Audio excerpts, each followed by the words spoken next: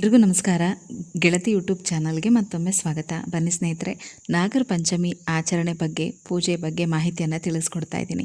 ಈಗಾಗಲೇ ನಾಗರ ಪಂಚಮಿ ಯಾವ ದಿನ ಆಚರಣೆ ಮಾಡಬೇಕು, ಪಂಚಮಿ ತಿಥಿ ಯಾವಾಗ ಪ್ರಾರಂಭ ಆಗುತ್ತೆ, ಯಾವಾಗ ಮುಕ್ತಾಯ ಆಗುತ್ತೆ, ಹಿಂದಿನ ವಿಡಿಯೋದಲ್ಲಿ ಇದೆಲ್ಲದ್ರ ಬಗ್ಗೆ ಸಂಪೂರ್ಣ ಮಾಹಿತಿಯನ್ನು ತಿಳ್ಕೊಂಡಿದ್ದೀರಾ. ಇವತ್ತಿನ ವಿಡಿಯೋದಲ್ಲಿ ಪೂಜೆಗೆ ಶುಭ ಸಮಯ, ಹಾಗೆ ಯಾರೆಲ್ಲ ಈ ಪೂಜೆನ ಮಾಡಬಹುದು, ಅಲ್ಲದೆ ಮನೆಯಲ್ಲೇ ಸರಳವಾಗಿ ಮಾಡುವಂಥ ಪೂಜಾ ವಿಧಾನ ಮಂತ್ರ ಸಹಿತ ತಿಳಿಸ್ಕೊಡ್ತಾ ಇದ್ದೀನಿ.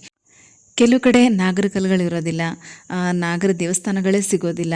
ಅಂಥವರು ಮನೆಯಲ್ಲೇ ಯಾವ ರೀತಿ ಸರಳವಾಗಿ ಪೂಜೆ ಮಾಡ್ಬೋದು ಅನ್ನೋದನ್ನು ಕೂಡ ತಿಳಿಸ್ಕೊಡ್ತಾ ಇದ್ದೀನಿ. ಇನ್ನು ಆ ದಿನ ಯಾವ ಸಮಯದಲ್ಲಿ ಪೂಜೆ ಮಾಡಬೇಕು, ಯಾವೆಲ್ಲ ನೈವೇದ್ಯಗಳನ್ನು ಇಡಬೇಕು, ಪ್ರತಿಯೊಂದನ್ನು ಕೂಡ ವಿವರವಾಗಿ ತಿಳಿಸ್ತಾ ಇದ್ದೀನಿ. ವಿಡಿಯೋನ ಕೊನೆ ತನಕ ನೋಡಿ.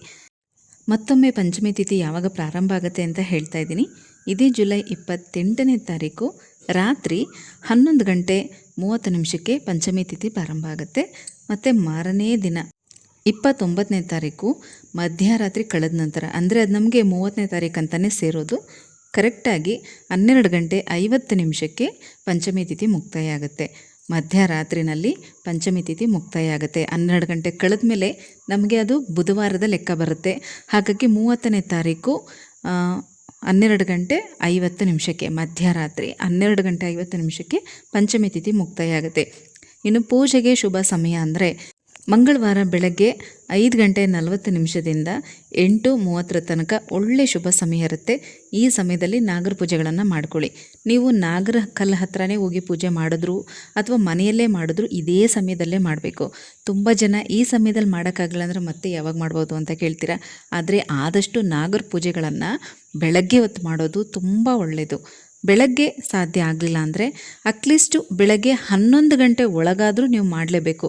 11 ಗಂಟೆ ನಂತರ ಅಥವಾ ಮಧ್ಯಾಹ್ನ ಸಂಜೆ ಹೊತ್ತು ನಾಗರ ಕಲ್ಲುಗಳನ್ನ ಮುಟ್ಟೋದು, ಪೂಜೆ ಮಾಡೋದು ಇಂಥದನ್ನೆಲ್ಲ ಮಾಡಲೇಬಾರ್ದು.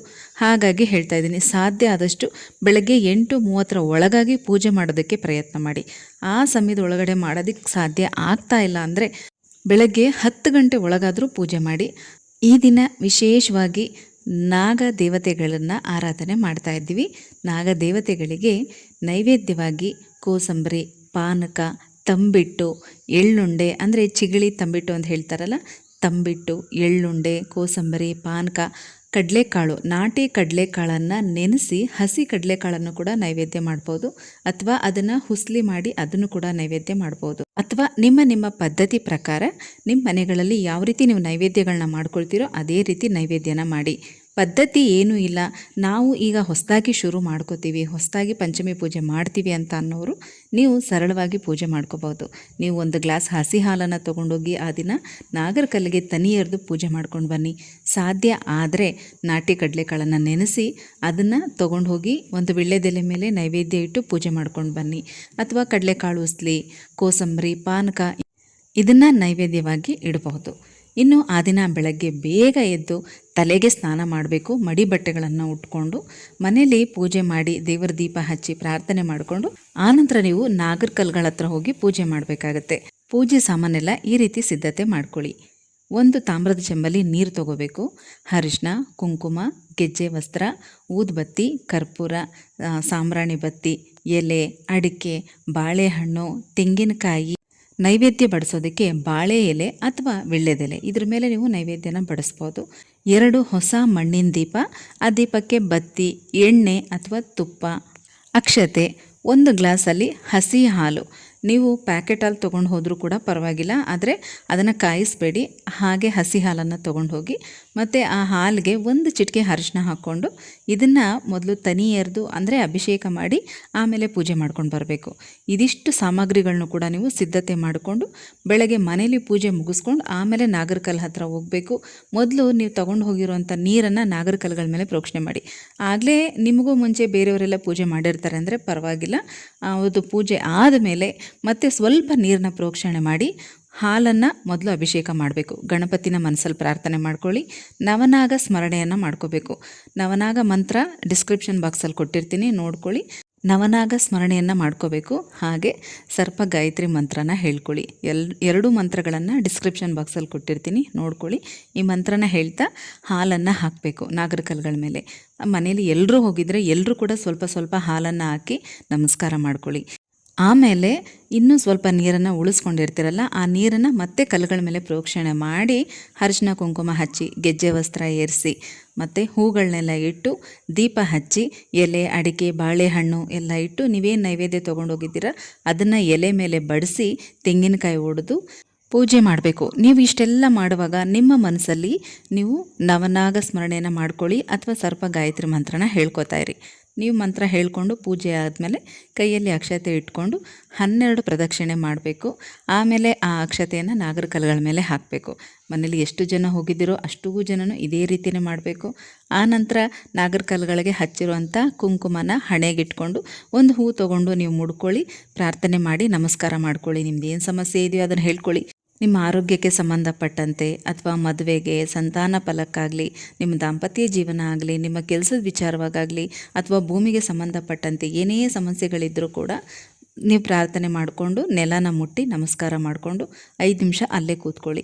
ನೀವೇನಾದರೂ ಸ್ವಲ್ಪ ಎಲೆ ಅಡಿಕೆ ಬಾಳೆಹಣ್ಣು ಈ ಥರದ್ದೆಲ್ಲ ಸ್ವಲ್ಪ ಎಕ್ಸ್ಟ್ರಾ ತೊಗೊಂಡು ಹೋಗಿದ್ದೀರಾ ಅಂದರೆ ಒಂದು ಇಬ್ಬರಿಗಾದ್ರೂ ಹೆಣ್ಮಕ್ಳಿಗಲ್ಲಿ ಅರಿಶಿನ ಕುಂಕುಮ ತಾಂಬೂಲನ ಕೊಟ್ಟು ಆಶೀರ್ವಾದ ತೊಗೊಳ್ಳಿ. ಈ ರೀತಿ ದೇವಸ್ಥಾನದಲ್ಲಾಗಲಿ ಅಶ್ವತ್ಥ ಕಟ್ಟೆಗಳ ಹತ್ರ ನಾವು ಪೂಜೆ ಮಾಡಿದಾಗ ಅಲ್ಲಿ ತಾಂಬೂಲ ದಾನ ಕೊಡಿ, ತುಂಬ ಒಳ್ಳೆಯದು. ಪೂಜೆ ಆದಮೇಲೆ ನಾವು ಈ ರೀತಿ ದಾನ ಮಾಡೋದ್ರಿಂದ ನಮ್ಮ ಪೂಜೆಯ ಸಂಪೂರ್ಣ ಫಲ ನಮಗೆ ಸಿಗುತ್ತೆ. ಹಾಗಾಗಿ ನೀವು ಮನೆಯಿಂದ ತೊಗೊಂಡು ಹೋಗುವಾಗ ಸ್ವಲ್ಪ ಎಲೆ ಅಡಿಕೆ ಬಾಳೆಹಣ್ಣು ಮತ್ತು ನೀವು ನೈವೇದ್ಯಕ್ಕೆ ಮಾಡಿರೋ ಪ್ರಸಾದ ಇಂಥದ್ದನ್ನೆಲ್ಲ ಸ್ವಲ್ಪ ಜಾಸ್ತಿ ತೊಗೊಂಡು ಹೋಗಿದರೆ ಒಬ್ರಿಗಾಗಲಿ ಅಥವಾ ಇಬ್ಬರಿಗಾದ್ರೂ ನೀವು ಆ ರೀತಿ ಅರಿಶಿನ ಕುಂಕುಮ ಫಲ ತಾಂಬೂಲನೆಲ್ಲ ಕೊಟ್ಟು ಆಶೀರ್ವಾದ ತೊಗೊಳ್ಳಿ, ತುಂಬಾ ಒಳ್ಳೆಯದು. ಇದಿಷ್ಟು ಕೂಡ ಪಂಚಮಿ ಪೂಜೆಯ ವಿಧಾನ. ಮತ್ತು ಆ ದಿನ ಉಪವಾಸ ಮಾಡಿ, ನಾನು ಸಾಮಾನ್ಯವಾಗಿ ಎಲ್ಲದಕ್ಕೂ ಕೂಡ ಹೇಳೋದಕ್ಕೆ ಹೋಗಲ್ಲ ಉಪವಾಸ ಮಾಡಿ ಅಂತ. ಆದರೆ ಈ ರೀತಿ ನಾವು ನಾಗರ ಪೂಜೆಗಳನ್ನ ಮಾಡುವಾಗ, ಷಷ್ಠಿ ಪೂಜೆ ಮಾಡುವಾಗ ಉಪವಾಸ ಮಾಡಿದ್ರೆ ತುಂಬ ಒಳ್ಳೆಯದು. ನಿಮ್ಮ ಶಕ್ತ್ಯಾನುಸಾರ ನಿಮ್ಮ ದೇಹ ಸ್ಥಿತಿನ ಗಮನಿಸ್ಕೊಂಡು ಉಪವಾಸ ಮಾಡಿ. ಇನ್ನು ಗರ್ಭಿಣಿ ಸ್ತ್ರೀಯರು ಮತ್ತು ಬಾಣಂತಿಯರು ನೀವು ಕೂಡ ಪಂಚಮಿ ಪೂಜೆ ಮಾಡಬೇಕು ಅಂತ ಅಂದ್ಕೊಂಡಿದ್ರೆ ಮಾಡಬಹುದು. ಆದರೆ ಗರ್ಭಿಣಿ ಸ್ತ್ರೀಯರು ನಾಗರ ಕಲ್ಲುಗಳನ್ನ ಮುಟ್ಟಕ್ಕೆ ಹೋಗಬೇಡಿ.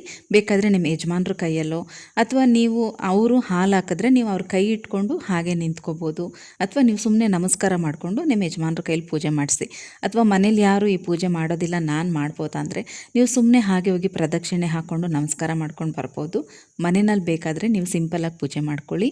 ಯಾಕಂದರೆ ಗರ್ಭಿಣಿ ಸ್ತ್ರೀಯರೆಲ್ಲ ನಾಗರ ಕಲ್ಲು ಮುಟ್ಟಬಾರ್ದು ಅಂತ ಹೇಳ್ತಾರೆ, ಹಾಗಾಗಿ ಹೇಳ್ತಾ ಇದ್ದೀನಿ. ತುಂಬ ಮಡಿಯಿಂದ ಈ ಪೂಜೆ ಮಾಡಬೇಕಾಗಿರೋದ್ರಿಂದ ನಿಮಗೆ ಡೇಟ್ ಆಗಿ, ಅಂದರೆ ಯಾರಿಗೇ ಆಗಲಿ ಪೀರಿಯಡ್ಸು ಟೈಮ್ ಇದೆ, ನನಗೆ ಇನ್ನೊಂದು 2 ದಿವಸದಲ್ಲಿ ಡೇಟ್ ಇದೆ, ನಾನು ಮಾಡ್ಬೋದಾ ಅಂದರೆ ನೋಡ್ಕೊಂಡು ಮಾಡಿ. ನಿಮ್ಮ ಡೇಟ್ ಯಾವ ರೀತಿ ಆಗುತ್ತೆ ಅನ್ನೋದು ನೀವು ನೋಡ್ಕೊಳ್ಳಿ. ಯಾಕಂದರೆ ಕೆಲವರು ಡೇಟ್ಗಿಂತ ಮುಂಚೆನೇ ಆಗೋರು ಇರ್ತಾರೆ ಅಥವಾ ಡೇಟ್ ಆದಮೇಲೆ ಆಗೋರು ಇರ್ತಾರೆ. ನಾಗರ ಪೂಜೆಗಳಲ್ಲಿ ಮಾತ್ರ ಇದನ್ನು ತುಂಬಾ ನೀವು ಕಟ್ಟುನಿಟ್ಟಾಗಿ ಪಾಲಿಸಲೇಬೇಕು.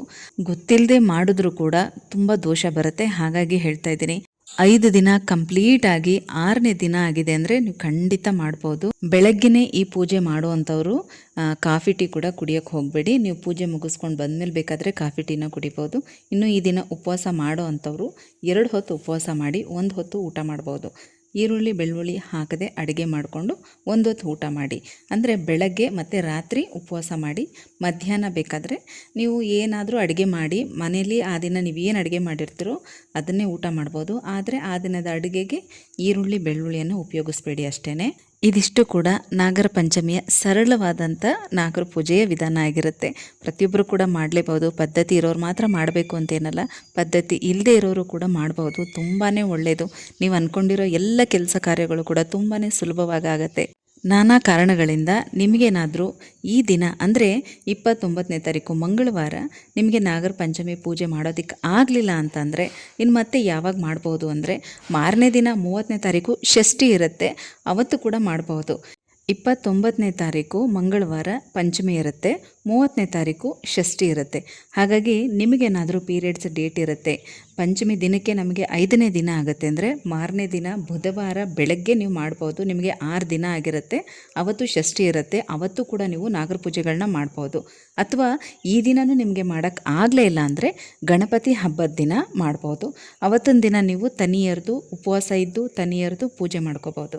ಅನಿವಾರ್ಯ ಕಾರಣಗಳಿಂದ ಈ ನಾಗರ ಪಂಚಮಿ ದಿನ ನಿಮಗೆ ಪೂಜೆ ಮಾಡೋದಕ್ಕೆ ಸಾಧ್ಯ ಆಗಲಿಲ್ಲ ಅಂದರೆ 29ನೇ ತಾರೀಕು ಪಂಚಮಿ, ಮಾರನೇ ದಿನ 30ನೇ ತಾರೀಕು ಷಷ್ಠಿ ಇರುತ್ತೆ.